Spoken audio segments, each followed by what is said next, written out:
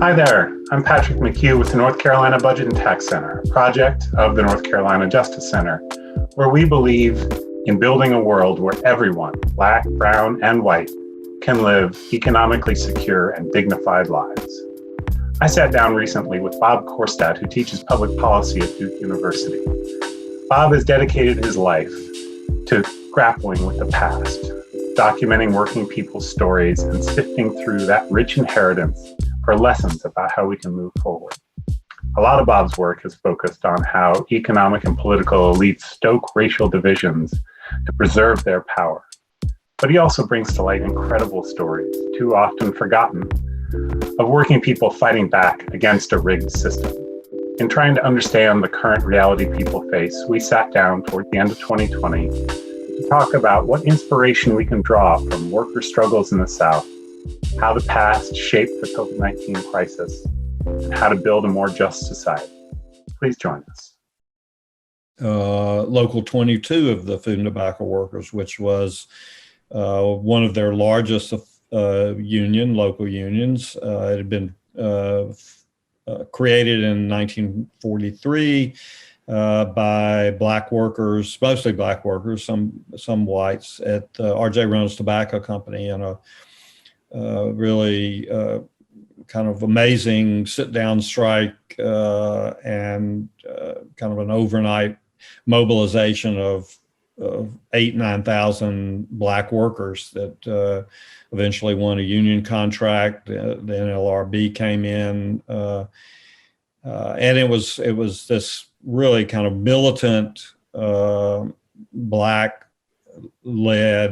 union that attracted a tremendous amount of national and international attention, in part because of the dynamic role that Black women played in the union. There were a number of very articulate, very charismatic Black women leaders.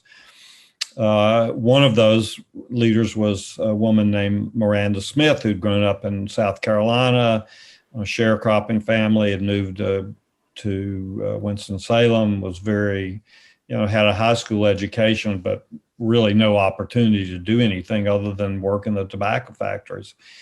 And she really emerged as one of the more dynamic leaders. And soon after he got there, he really took on the responsibility of training her to take over his job. That was kind of one of the options. So he spent a year and a half or so traveling around the South with a Black woman. They would do all these exchanges where sometimes she'd sit in the front seat, sometimes she'd sit in the back seat, depending on what the mores of the particular community were, to keep them from being, attacked by the Ku Klux Klan.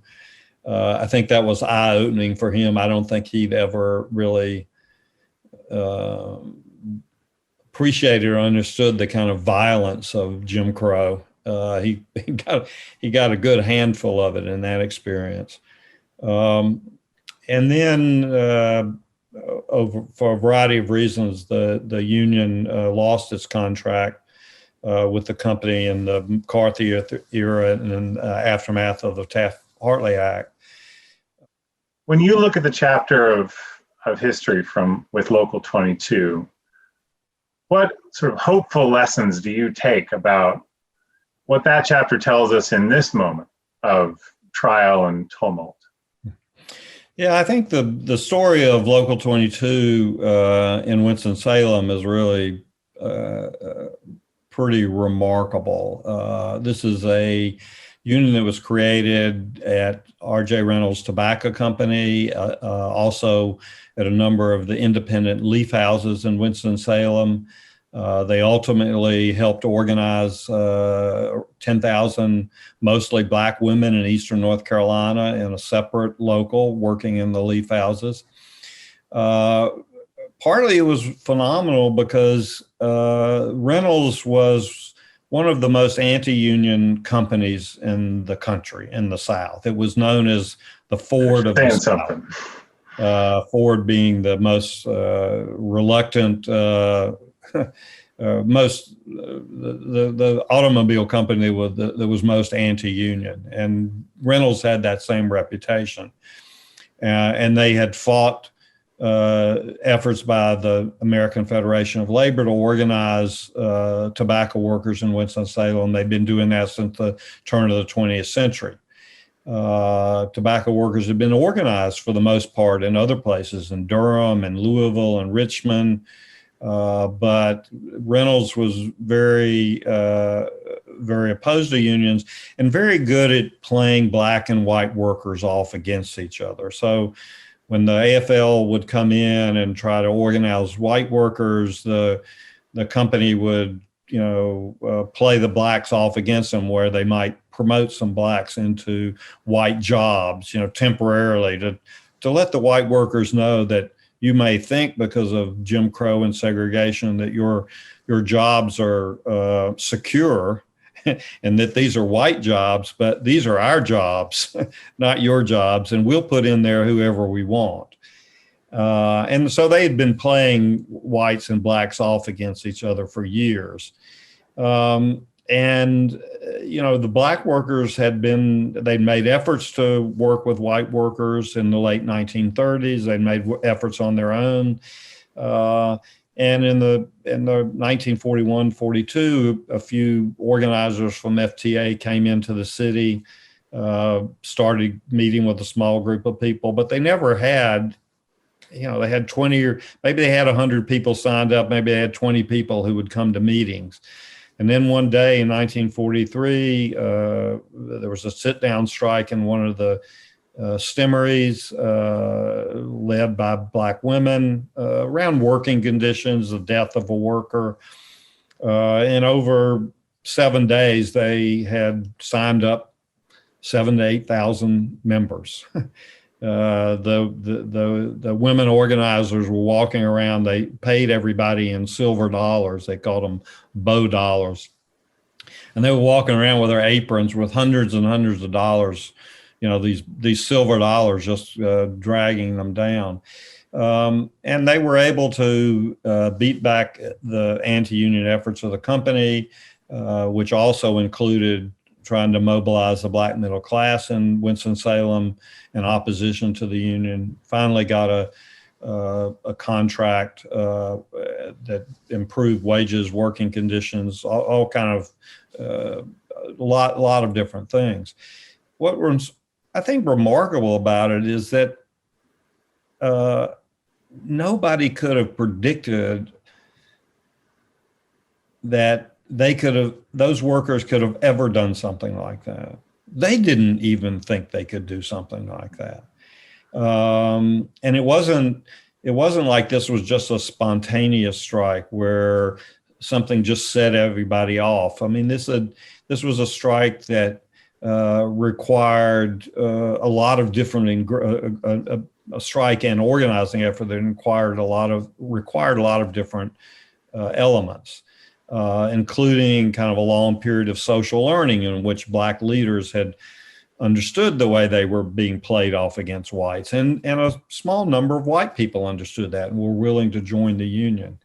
It took an interesting cadre of worker leaders, many of whom were kind of leaders in their own communities, in their churches, and on their sports teams, in civic clubs. A number of the women in particular had high school and some college education, and for them, the jobs open to them were very limited. So there were a lot of things that came together, and that was part of my book, Civil Rights Unionism, was trying to really understand that. But it's one of those experiences that, I compare it a lot to the kind of fall of apartheid in South Africa. When things start to happen and social change happens, it can happen really overnight, but it requires a lot of stuff to have happened before that, a lot of things to happen, a lot of mobilizations, a lot of losses. And so, one of the lessons of Local 22 for me today is that, as organizers and as people thinking about social change, there's a lot of things that you have to have in your mind, be thinking about the role of culture, the role of, of gender, the way, the leadership styles that different people have, the experiences that people have that make them more or less prone to taking leadership roles or supporting your organization. So it makes you realize it's not just a matter of going out and knocking on doors and getting people to sign up. It's actually, the process of movement building is actually quite sophisticated. And that was another question I was interested in sort of following with you a little bit is, we're certainly living through another moment right now where suddenly some things are starting to crystallize and some organizational efforts that have been ongoing for a long time, particularly around Black Lives Matter, but not just there, where this didn't drop out of the sky, didn't start happening yesterday, but all of a sudden this year you start to see a level of attention to that movement and a level of momentum with a lot of that organizing that, as you say, sometimes it can feel like it's happening overnight, but in reality, the hard work's been happening for a long time. And so I'm curious what you see happening in this moment, both in terms of the foundations maybe that have been laid over the last several decades, and even, I'm sure we could trace a lineage from Local 22 through the civil rights movement to what's happening in today's world. So that's, I guess, my first question, but also, based on this history, what you think folks who are doing organizing in this moment should be taking from some of these historical chapters to inform how we really grab this moment that does have some opportunity in it and make the most of it. Yeah, I think there are a lot of lessons that from the past, particularly organizing in the South, that I think can help us understand the organizing that's going on, particularly in the African American community in the United States right now. I think some of it is just trying to get a handle on all the, what are the different things that are coming together that are making this movement. So some of it is like the police violence, and I think there, to some extent, has been, kind of a heightened awareness of that brought on by perhaps more actual, as the kind of social and economic tensions of the country have gotten worse. I think there probably has been more examples and more moments in which people have been terrorized, to use, maybe that's a kind of not exactly the right word. So there's just an awareness of that people have. The media certainly played an important role, and I think people have to understand that. The kind of the way we get communication these days, so it can be spread very quickly, is something to understand. The experiences that a lot of the leadership has that's emerging in the Black community. You've got people who've been, working, whether it's in college or in high school, they've been working on this movement or that movement, and they've, so they have some skills, and they have some networks and some contacts that make some of that possible. And I think the other thing is that all of those things have their similarities in the past. I mean, this whole issue of network and communication. Well, in Winston-Salem in 1943, they didn't have social media. They didn't have the internet. They didn't have cell phones. But they had all kinds of ways that the networks were intricate in the ways that people got messages and knowledge to each other. In terms of the 1943 strike, the day after the initial sit down, the way the word got out was these Black women who were only a couple hundred strong went back into their neighborhoods and communities, and they walked home. They talked to other women who were sitting on their front porches after a hard day of work, and the word about this spread very quickly in this very densely populated area. So they didn't need cell phones. They didn't need, they had their voices. They had a porch culture. They had links within their churches, within extended families. So in a way, we've got all these new technologies and new techniques and stuff, but some of the basics are the same that they have been for a long period of time. You're touching on unfortunately sad reality that so often is the case, that when you see social progress and you see particularly folks that have the least power and the least wealth start to gain some influence, to organize effectively, to move the conversation in the right direction, that the forces of retrenchment are usually not that far behind to try to push back on them. And it wasn't Donald Trump coming down the escalator talking about Mexicans was not the first time that we'd seen racism very explicitly used to push back on a moment of progress. Mm. And so I'd love for you to maybe talk a little bit about how race has been used as a tool, not just to stymie social progress, but to maintain a status quo that benefits a very small elite economically and politically in North Carolina and in the South. It's not quite as bold-faced these days as it used to be, but there's a trajectory there into our history of how race has been used to maintain political and economic power in a very small number of hands. Yeah. The history of the way that race and racism has been used by elites to maintain power and create divisions within society really is as old as this country. I mean, older than the country. If you go back and look at the kind of Virginia and the colonial period, and this is work that I learned a lot from both in graduate school and later by Edmund Morgan and a historian at Columbia now, Barbara Fields, and her sister Karen Fields. Just the way that the whole concept of race gets created in the early colonial period as a way of trying to play poor whites who had been indentured servants, taking the case of Virginia in particular, who start building alliances with Africans, some of whom are free, some of whom are enslaved. And as these indentured servants are gaining their freedom and they're kind of demanding, both land and a kind of place in this so-called democracy, it becomes very difficult for elites to figure out how to keep that under control. And one of the things that Evan Morgan really talks about is how the enslavement of Africans goes hand in hand with the concepts of freedom for whites. That you can be your freedom, if you're white, your freedom depends on the enslavement or the non-freedom of blacks.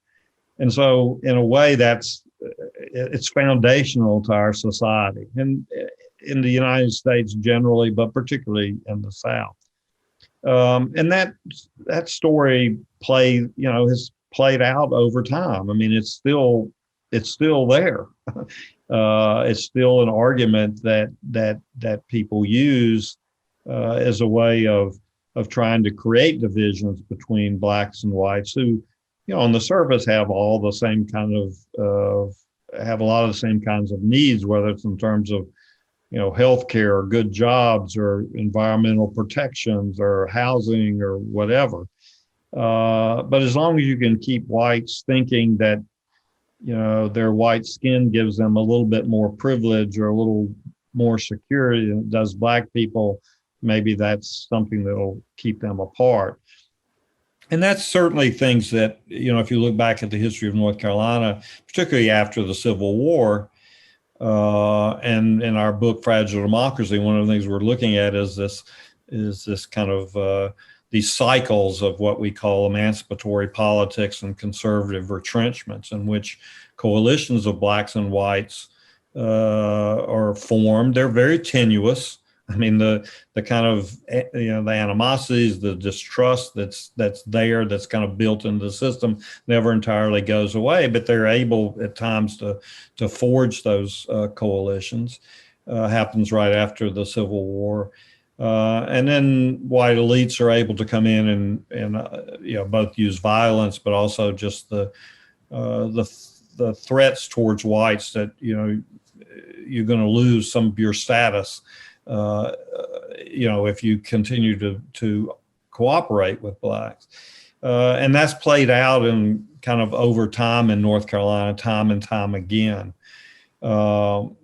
as sometimes it works, sometimes it doesn't. I think in North Carolina, it's worked enough so that, for long periods of time, those kinds of divisions were able to create enough power for elites to be able to withstand the kind of the efforts of people to challenge both their the political status, but also the social status. All that for a while, particularly in North Carolina, you had a Democratic Party that was drawing from diverse constituencies, at least. But if you looked at the leadership of the party, it didn't look terribly like the folks that were supporting it, right? Or at least in the proportions of, the breakdown was not the same. And there is, I think, still a hesitancy to speak directly to the role of race in dividing working people against each other. Mm-hmm. When we get into the political sphere. And I'm curious whether you see that changing in this moment, where we've sort of acknowledged, some folks have acknowledged implicitly or tacitly that race is always there and has never left the conversation and is still very much a weapon that's used to divide people. But for a long time, even on the sort of nominally progressive circles, there was a resistance to actually talk about it. And I'm curious whether you see any of that changing in this moment. The way in which race and kind of racism enters into the political battles today is, has a lot of similarities in the past.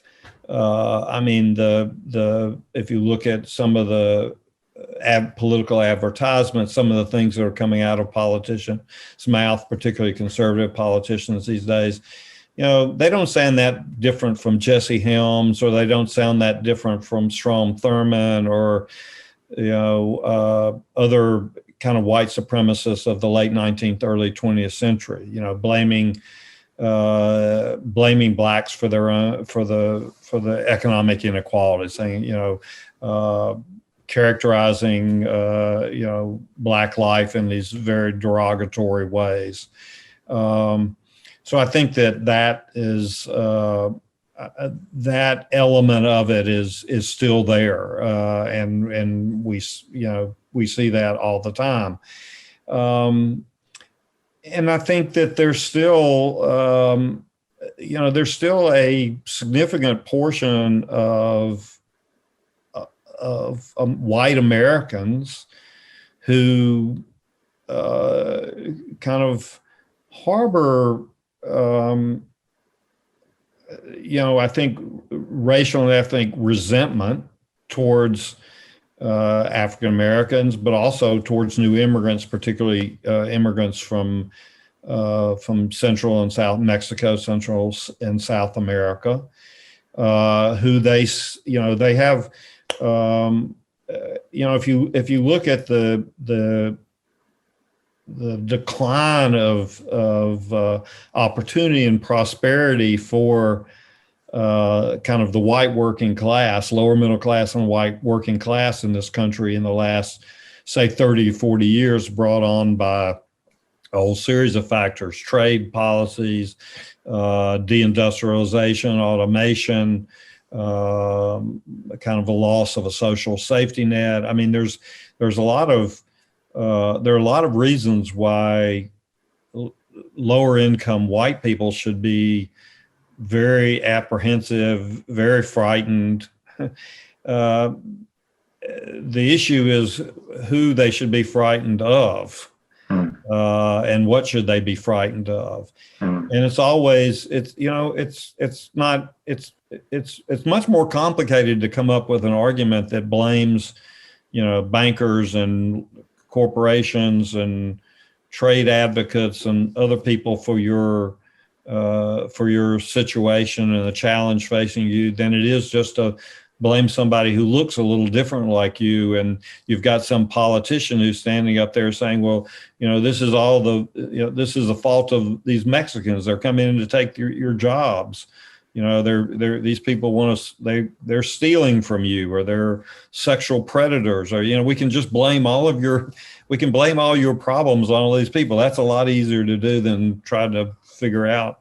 And I think that that still has a place for people. And there's a lot, the kind of attitudes that people have and the experiences that whites, let's just take about in the South, have around issues of race are deep-seated, generational kind of experiences, even among poor whites, where, if people don't live together, go to school, go to church together, it's very hard to build those alliances and build those kinds of understandings. And that's one of the real, I think was one of the real goals and one of the real successes, if you want to say that, of kind of Jim Crow and segregation.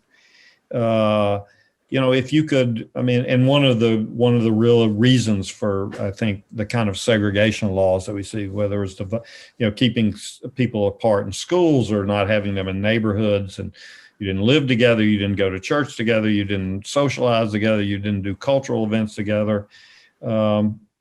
If you don't have the experiences that build those kinds of relationships and understandings and the kind of commonalities, it's very easy to kind of fall back on these stereotypes of blaming something else, particularly when it's just being driven into you all the time. And I think that there's a lot of that going there. There's a lot of that in the country today. So one of the reasons why you see people like Betsy Voss and conservatives supporting school choice and privatizations of schools is that schools are really integrated. The public schools have been, that's where people can, from lots of different racial and ethnic and class backgrounds, can come together and forge alliances and stuff. Understandings like you're talking about, can learn about each other's path, each other's customs. When you create, when you create segregated schools, whether they're charter schools or private schools or however you want to create them, then that really makes that task more difficult. So so there are a lot of social policies that are important in maintaining those divisions in society that allow what I would say is a small minority group to be able to wield power for a long period of time. And again, I'll just say that I think that racial segregation, whether it's in schools or parks or churches, or whether it's customary or it's legal, was instrumental in creating and maintaining those kinds of visions. It didn't just happen. It wasn't just racial animus. It's not just that they wanted, the creators of white supremacy. It's not just that they wanted these people apart. They wanted them apart for a very particular reason. And I think that's one of the things that hopefully more folks and particularly white folks, are starting to actually grapple with. That, for too long, we pretty easily sort of caricatured what counts as racism, right? Right. If you don't look and sound like Boss Hogg, then you're not a racist. Right. It's a very comfortable way of putting it over there. That's somebody else's problem. That's someone, from long past, even though it wasn't long past. particularly in other parts of the country. That's a Southern problem, a distinctly Southern problem in legacy. But what you're talking about is not about really interpersonal feelings. It's about an economic system, a structure that is predicated on keeping people apart so that a small number of folks can harvest off most of the wealth that the economy generates. Right. And I'm hopeful that that's one of the things that more people are starting to get attuned to in this moment. I'm curious one of the things that I'm hopeful about, and again, as you say, it's kind of hard to get a lot of folks to wrap their heads around, it's banking institutions, it's a financial structure, it's the way that wealth creates wealth as opposed to wages, a whole host of, lower tax rate on earnings from wealth versus what you get from actually working for a living and earning wages, a whole host of policies that have been put in place to make it easy for a small number of folks to gather wealth and to keep a hold of it. Right. It's harder to kind of blame that system and to get folks to understand that's who is responsible for the reason that you're worried about being one illness away from the poorhouse. That's why you're not sure if you can send your kids to college. All these sorts of experiences that even folks that consider themselves sort of nominally middle class right now have become increasingly common over the last 30, 40 years. It's always been far too easy to sort of demonize somebody that doesn't look like you or doesn't talk like you or just arrived in this country and has a different set of backgrounds. One of the things I'm hopeful about, and I'm curious if you agree with me about this, that COVID-19 almost has a feeling like the Great Depression, where it's this storm that seems to arrive out of the sky and drops on society all collectively at the same time. And particularly with COVID-19, it is radically faceless. Like, no matter how many times some folks try to blame one country or another for being responsible, everybody knows, sort of most folks at some deep level, we're all in this. And this is not something that one person created. And that kind of collective cultural trauma is something that I think can shock some folks out of some pre-existing assumptions about who's responsible for why they're feeling insecure.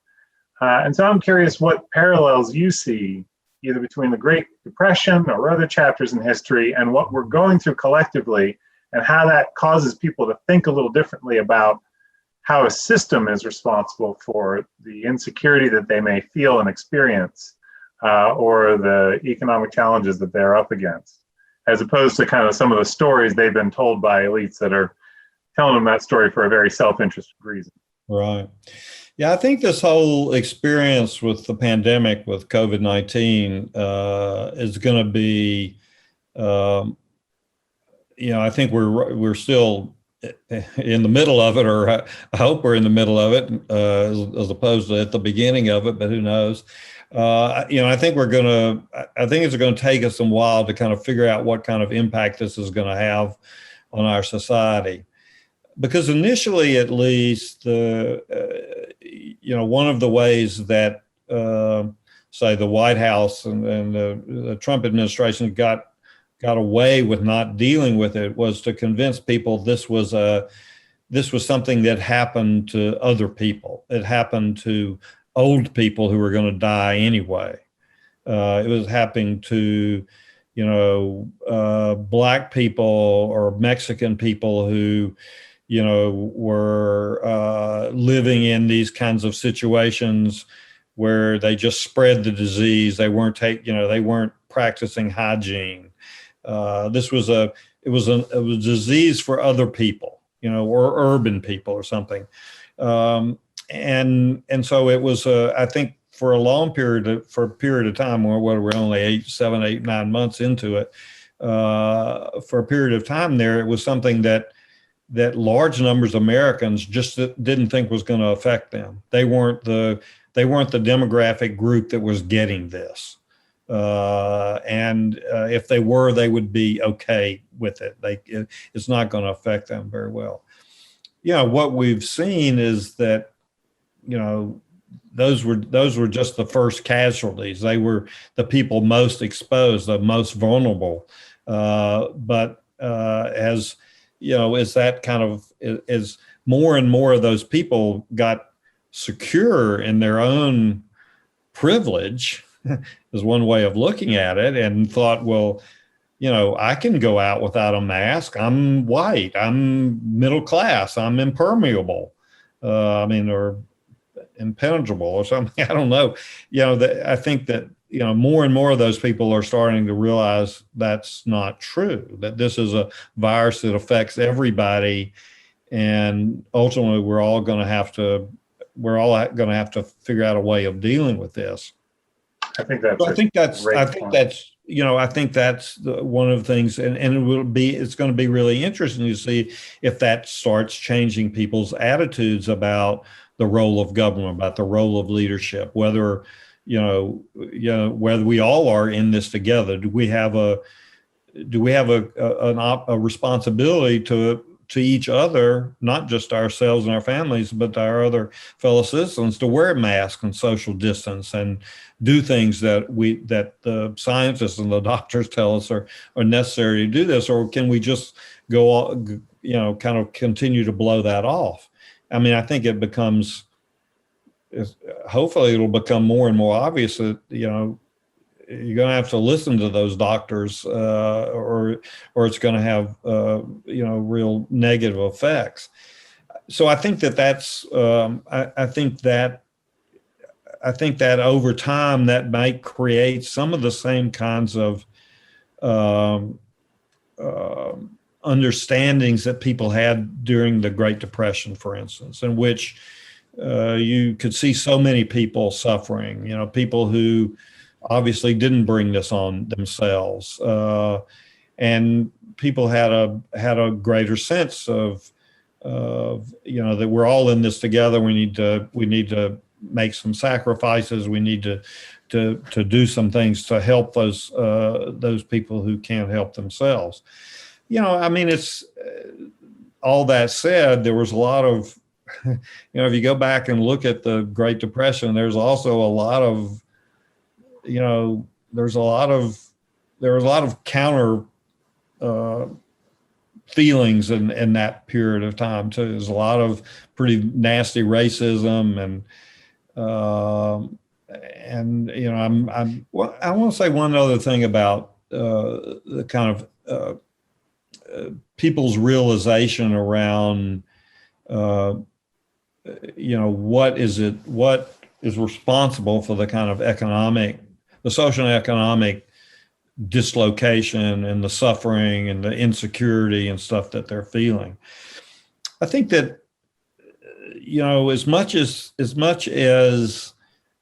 kind of racism and et cetera has been used to blame, try to create blame and lay it on other people, I think there's also a way in which this culture has created ways to make people think that they are responsible for their own conditions. And whether, whether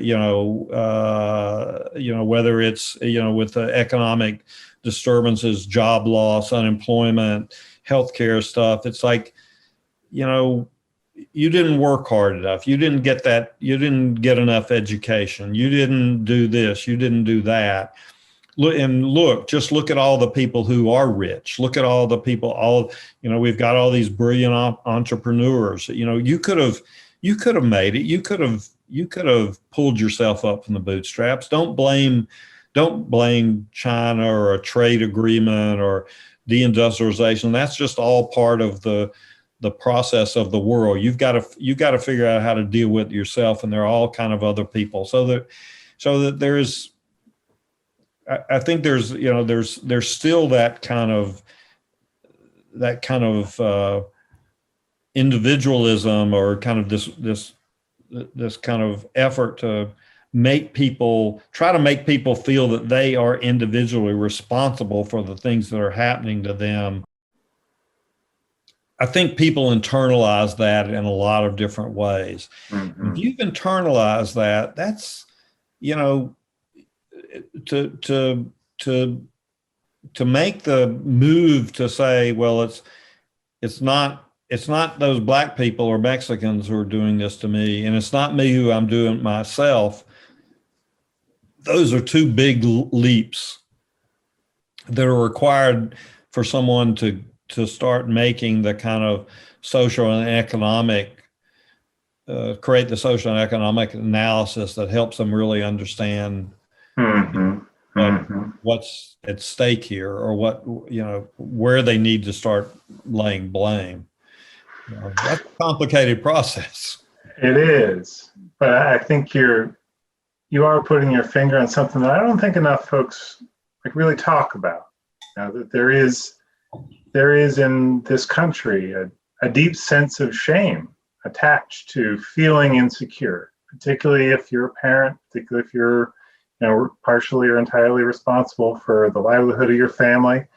The fact that you don't know for sure how things are going to look next month, or next year, or if you don't have a bank account that could get you through 3 to 6 months if you lost your job, or you look at your retirement account, or how much you owe on your house, or how behind on your rent you are, sort of getting past the shame of that is sort of part of the first step towards building internal power. Even before you start to get to building power with other people, you have to give yourself essentially a pass on the BS story that our culture has told you about. This is all just your failing. Right. Yeah. I think, this is one of those things that for good and ill, I do feel like the sort of generation that came of age in the wake of the Great Recession and is now sort of experiencing it all over again, which I can identify a little bit strangely enough, because I sort of finished up graduate school into the teeth of the Great Recession. So I'm not a millennial, but I'm kind of an economic millennial. Right. If that's your formative economic experience, well, I don't think a whole lot of folks in that generation really internalized that it was all their fault that this isn't working out. And we're having to live with their parents for a long time. May not have been able to buy a house, putting off having kids. That's a generational, cultural, economic experience that you talk to folks who are in that sort of age bracket. And this kind of narrative that it's all on you, what happens and whether you have security or not, particularly for folks who came from families where the expectation was you go to college, you do things right, you're going to be just fine. That's not the experience that a lot of younger folks are having. And so it doesn't surprise me when I see some of the protests that are happening right now, that you're seeing people recognizing, coming from different economic contexts, particularly across lines of race, or what your parents did for a living, or what your zip code was growing up, but recognizing you probably actually have more in common with folks who maybe you didn't grow up with than certainly the people who have sold you this line of goods about how it's all just up to each individual person's grit and determination and talent to get by in this country. Right. Yeah, I think that's true. And particularly if you've grown up with the expectation, well, if I'm white, I'm going to be taken care of, or, that's given, as long as I maintain my, my whiteness and that I'm buffered from those kinds of forces. And, if you don't have, if you've been told, well, we gave you a leg up. This is the kind of subtle message that I think the system sends. It's like, okay, we gave you a leg up. We've maintained kind of white privilege, and you couldn't do anything with it. You kind of, so that just makes you like these black people over here, or these Mexican people over here. You're just a loser, And it's amazing that you have, a president who's, starts using that kind of term to, for people who've been disadvantaged, or people who are kind of, who are suffering, or, who've been the calamity of both the healthcare system and the economic system. you're losers. I mean, and it's hard not to internalize that. I mean, I'm going off on a subject I don't know that much about, but I think that, I think that's one of the difference between the Black experience and the white experience in this country is Black people know that, or at least most do, that there is a system, there is a kind of that racism, and is out there, and there is a kind of systematic effort to keep them from achieving, their rights as citizens or their possibilities as human beings. And for white people, they don't have that. They don't. So that they have to kind of internalize, the kind of that they're responsible themselves. You're absolutely spot on. And this is also one of those things that, if there's a lesson, particularly that white America needs to walk away from COVID-19 with, as you said, this isn't somebody else's disease. Right. That white privilege, not unexplored, and structural racism is a deadly disease for everybody. I mean, it's worse for folks of color, but it's deadly to white folks too. Right. And as you say, for folks that never necessarily, certainly explicitly, thought about themselves as being on the wrong end of a system, particularly if they came from sort of a more comfortable, at least even if some of their parents may have experienced the loss of a job or industry moving out of town, these sorts of things happen, there was still this kind of memory of a time where their family was secure and, things were provided for, and you expected to take a vacation every year, and you were going to go to college, and that was the whole story. And I think one of the things we're seeing in this moment is a lot of folks who come from some of those backgrounds realizing, well, wait a minute, this system is rigged. Right. And it is deadly. And someday it might come for you. Right. And that's a novel experience for a lot of folks. And I think that's at least part of what's behind a lot of Black Lives Matter signs going up into some pretty middle-class suburban white neighborhoods and front yards. I'll include my front yard and, front yards around my neighborhood and, around a lot of places that I see. I think there is something, and again, I'm being more hopeful here in this moment where folks are starting to reckon with some stuff that they could always afford not to reckon with. But COVID-19 is kind of slapping us all in the face hard enough that we're having to look at a few things a little bit harder. The opportunity to get to sit with you and try to process a little bit of what we're going through in this moment and some of the long history that got us here that hopefully also points a way forward for how we can use this moment to make some positive change in this country.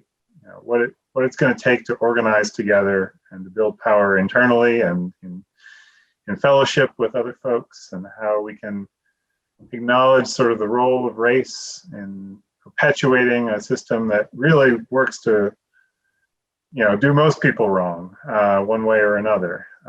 So I really appreciate, again, the time to sit with you and chat and benefit from the amount of time you've spent contemplating North Carolina's history and how we got here.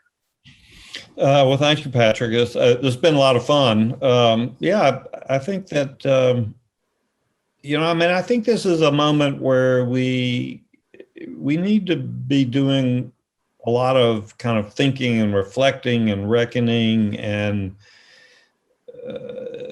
about why we're in the situation we're in. We need to be doing a lot of deep questioning right now. And I don't think that, we're not going to go forward in a very positive way if we don't do that, because I don't think just a lot of little quick solutions. Oh, we'll do this, we'll make this change, we'll make that change, in whatever realm of public policy it is. I don't think it's going to be sufficient or sustainable if we don't ask the kind of questions and do the kind of deep analysis that we need to do.